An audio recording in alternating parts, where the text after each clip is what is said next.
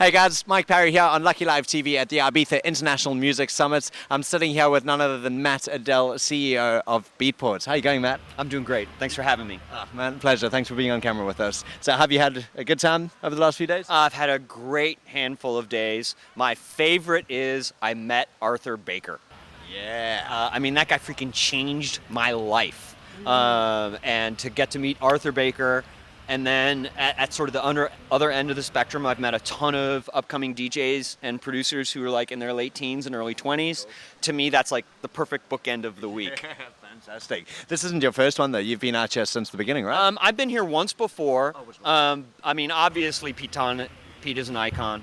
But Ben Turner, who founded IMS, is someone who was supportive of the house music I was putting out 20-some years ago. And so anything Ben Turner wants, I'm there to help out. Fantastic. Yeah, I heard you talking up earlier, just saying how this summit or this music conference is very different to any other one that you've ever been to, which you believe in a lot more. And would you mind just opening up on that a bit more? No, I don't. I love going to the conventions and talking to people. I'm always happy to go talk to people. But I worry sometimes that the conventions are a way to separate aspiring musicians from their money, and the fact of the matter is they should spend their money on gear and, and getting out and playing. But this one has been different. It's small enough that anyone can come up and talk to me. Yep. It's small enough that I can meet the people I need to do business with. It's small enough that if people are frustrated with me for some reason, they can tell me honestly, which I can take. And I really like it here. It's the vibe is really good, and it's especially with dance music exploding in the U.S. It's nice to go hang out with a group of people for whom it's not that this is the best way to make money today. Yeah. It's the way we live our lives. Yeah, it's definitely a lifestyle summit as well at the same time. Exactly. Just hanging with all the people that are doing all what we love to do. Yeah. Cool. And in terms of your actual stay over here, coming in as Beatport, that's a major company, and especially in this industry. Tell me, how'd you get involved with Beatport? I was very lucky. I'll tell the long version of the story. Yeah, cool. Go for it. I've been in the music business my whole life. 13, I started working at a record store. I remember the catalog number from the spine of Thriller by Michael Jackson because I worked at a store when you had to write it down. 94118 is the catalog number for Thriller. And I've just always loved sharing music with people. It doesn't matter if I like it. As long as it's not, anti-Semitic or racist content, I'm happy to share music with people and have them come back and say, I loved that. I want more like that. It doesn't matter if I like it. It matters that it brings someone else pleasure. And I think that's part of why I really enjoy DJing. Although when I DJ, I play what I like, and I hope other people like it, and I take pleasure in if they like what I like. But for retail, it's about helping someone find what they want. And I grew, as a kid, I did retail, and then I worked for punk rock labels. I was the vice president at Wax Trax Records, which was Thrill Kill Cult, Ministry. I signed the KLF while I was there. And then I owned my own label. I was lucky enough to put out the first records by Dub Tribe Sound System and Derek Carter. Just wonderful, wonderful people who are still working. And then the internet happened.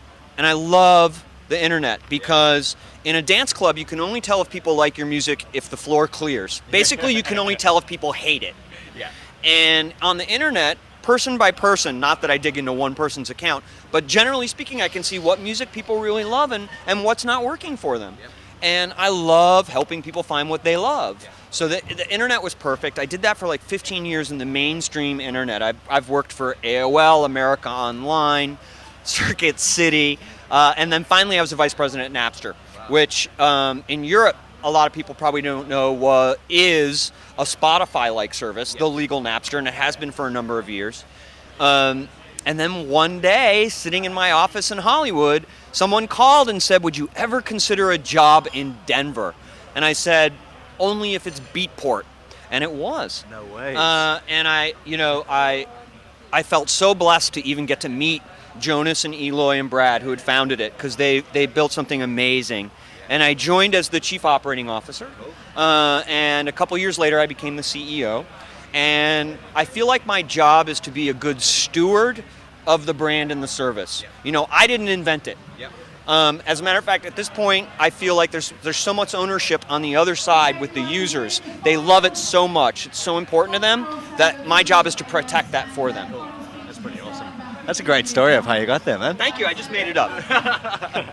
And the cool thing is, like, I mean, Beatport, like we were talking earlier, is obviously, it's not necessarily focused, but it attracts a lot of DJs or producers or people who would consider themselves to be starting off DJs. And what do you think it is that's made Beatport unique and attracted so many people and so much success? I think the first thing is that the guys built a store environment that was for DJs. Yep. I mean, I used to shop for vinyl. I grew up in Chicago, so I'd go to there were two stores a couple blocks apart. There was the Tower Records, and I'd go there to buy my magazines and my mainstream stuff, which, you know, I bought a Motley Crue record not that long ago. And then there was Gramophone Records. It's still there. It's the most important DJ shop, I think, in North America. And that's a completely different environment. You shop differently, you consume differently, and you talk to the people in the store differently. I don't remember ever talking to anyone at Tower except, you know, here's my credit card.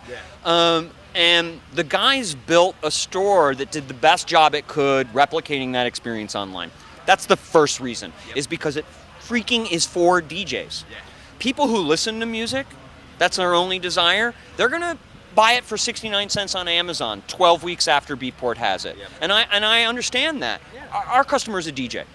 And so that's the first reason. The second reason is a phenomenal team in Berlin has made sure that we are always, you know, first with the most important tracks. And I think that makes a huge difference. And then finally, now we have 17 million visits every 3 months. 17 million. That is about twice as many friends as I have.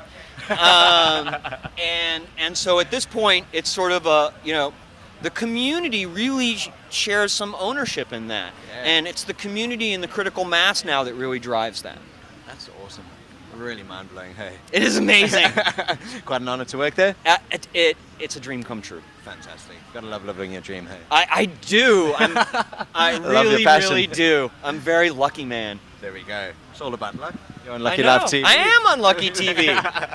And tell us, what can we expect to see coming from Beatport in the future? Well, without giving away too much. I won't give away too much, but we're several weeks into the beta of a new Beatport site.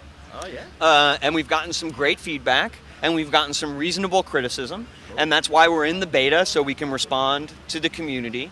And sometime in the next 2 to 8 weeks, depending on our ability to respond to the community, is when we're going to fully launch the new site. I'm excited about that, and I'm also excited about the fact that people hate change. You know that. Does everybody remember when Facebook changes something and everyone, God, and then a week later you don't notice? But people hate change, so we've gone way out of our way to make sure that the old store, which we call the Flash store, is still available to people. And if they love that and that's the way they want to operate, we have that for them too. Before the end of the year, you're going to see an application version of Beatport that lets you not just shop, but manage your tracks, your loops, your beats, all in one place. But mostly, I think what you can see from Beatport this year is us supporting the community. You know, our business is great, and we're so very lucky to have the support of the community, and this year's all about giving back. Awesome. Well, that's a great way to do it, Matt. That's fantastic. And as yourself, Matt, I heard you say that's when you DJ. So now you've got access to all the world's best music before anyone else gets it. What the hell do you play? Well, we have a rule around the office, which is, first off, everyone at the office pays for the music. Awesome. And no one's allowed access to things before the customer. So there's no one at Beatport who's out playing a track that no one else has, unless they ever, you know, as a DJ, you might have a relationship with the label. That's fine, or the artist. But as Beatport employees, we don't do that. I grew up playing breaks, and I still do. And I mostly do my own edits and mashups, you know, before I go out. I'm working on a deadmau5 Carly Simon mashup right now, and I'm telling you, Carly Simon is what the kids want to hear. I'm kidding. So no one really wants to hear what I play. I try to keep it on the down low. Nothing wrong. Matt, with all your experience in music and DJ and Beatport's obviously having access to so many DJs that are coming to you guys, I mean, what can you give us in some advice to any aspiring or up-and-coming DJs out there? The first piece of advice is promote yourself. You know, what frequently what artists or DJs need is they need help promoting themselves, right? And that makes sense. But if you can't be committed to promoting yourself, then how could you hope to convince someone else to promote you? So the first step is to just try to promote yourself. Yep. I have a challenge to everyone out there. Yep. Be the biggest musician or DJ on your block. I love that. It should be pretty simple. You don't have to get in your car. Just burn some CDs, go meet your neighbors, and someone should be able to walk around your block and say, who's the best DJ? And have your neighbors say, it's my neighbor. If you can do that, then you can get other people behind you. I would also really suggest that people just do their own thing. What I've found is if you spend your career chasing what you think will be the next big thing, you're always going to be one step behind. Yep. And if you just do your own thing, the world will catch up to you, and more importantly, you can be proud of yourself. That's awesome. I actually heard you saying a few of those things when you were having your seminar on the first day, actually, when we were talking about everything coming out into the commercial world, and it's like pretty scary for DJs in the electronic dance music scene now with all of that happening. And that was just some really, really great advice. I thought, be the biggest fish in your small little pond, and just staying true to what you do. So yeah, I think you don't need to be a superstar to make a living. Yeah. And I think what most of us aspire to is not to be rich. It's to make a living doing what we love. And I think there's a lot of room to make a living doing what you love. Yep. And I think it's very hard, actually, to get rich doing what you think other people will love. There you go. That's very true. Thanks. Cool. And Matt, how many times have you been out to Ibiza? Only twice. You kidding? For years I'll tell you why. No one wants to see the CEO of Beatport half naked in front of the bass cabinet at the middle of the night. I'm sure I can find a couple of people that do. I'm telling you, people do not want to see it. So I tend to keep my lifestyle a little bit separate from everybody else. But I love it here. The people are so nice. It's so laid back. Yep. Pasha has such an amazing history. Have you ever seen that picture of Ringo Starr in Pasha wearing a Pasha t-shirt? That's how long they've been here. Yeah. Ringo Starr when he was in the freaking Beatles. That's awesome. And so to be someplace with such great history is awesome. Yeah, exactly. I was going to ask you what's your favorite thing about Ibiza, but I think you've just answered that. I think my favorite thing about Ibiza is talking to people, actually. Yeah. It's talking to people. Fantastic. And lastly, Matt, you're a very lucky guy. We've already established that. Yes. And you are on Lucky Life TV. I am. This is Matt from Beatport on Lucky Life TV. Yeah, there you go. Thank you very much. And Matt, what is the luckiest thing that's ever happened to you? Working at Beatport. There you go. Awesome. And I'm sorry, the woman I'm in love with. What's her name? Catherine. That's actually the luckiest thing. Beatport's number 2. Hey, Catherine. There you go. Awesome, guys. Well, that's myself, Mike Parry, here with Matt Adell, CEO of Beatport and legend. Thanks, everybody. Take care. Great to meet you. Take care. Thanks for that.